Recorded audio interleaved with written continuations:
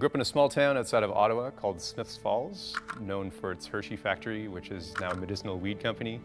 My hometown had a drum corps.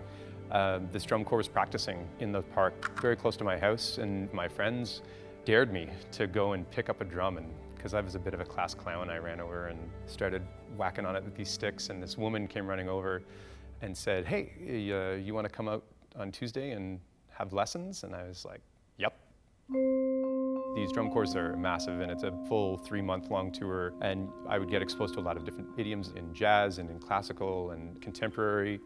I was 16 years old when I held 4 mallets for the first time, and I remember just being fascinated on how weird and difficult it looked to do, and then all of a sudden I was able to hold these mallets and create chords and make music. And then I went on to university. And in fact, my first degree, I started out in computer science because my father was pragmatic and I did not fit in at all. And so I transferred, I quit. I basically went to Wilfrid Laurier. And at Laurier, they have a pretty close relationship with the Kitchener-Waterloo Symphony. And so my first real full union paid professional gig for a very large audience was playing Mahler 5. And it's Rafi Armenian on the podium. He's a very well-renowned conductor in Canada, and he called me out on the bass drum solo, and he's like, "Percussionist, you have to make that sound more beautiful." And in my head, I'm like, this is a bass drum, you know? How do I do that? And that was my first aha moment in the professional world. And I decided that I wanted to go back to school and go into education.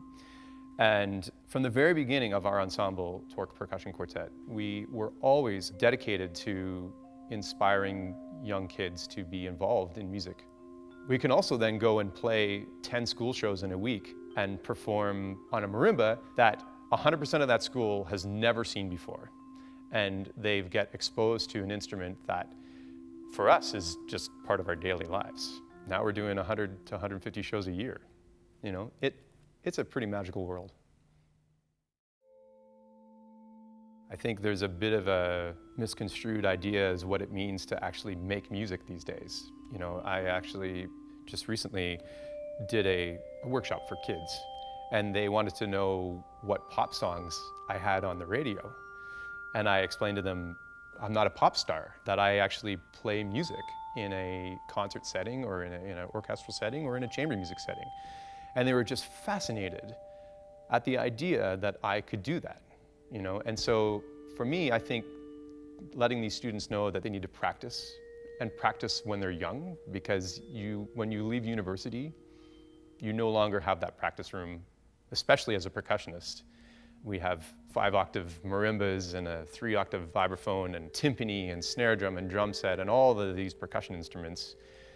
And as soon as you leave that school, and you give that key back, you know, now you're on your own, and you know, you really have to figure yourself out pretty quickly how you're going to make it work. Every day, wake up, send an email to somebody to let them know about what it is that you're doing. I think if students learn that it's not just a matter of putting a video on YouTube, and that there is a lot more in the background, I think they'll be successful.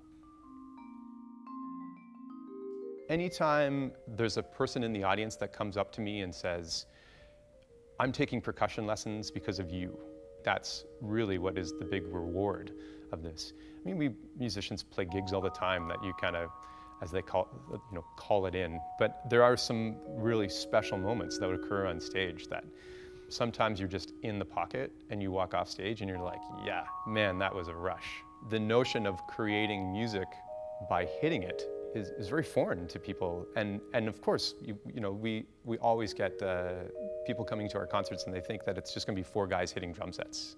And they leave the concert being like, wow, I never thought you could be so musical as a percussionist. I actually think it's quite meaningful that we were able to make them think about this instrument in a different way.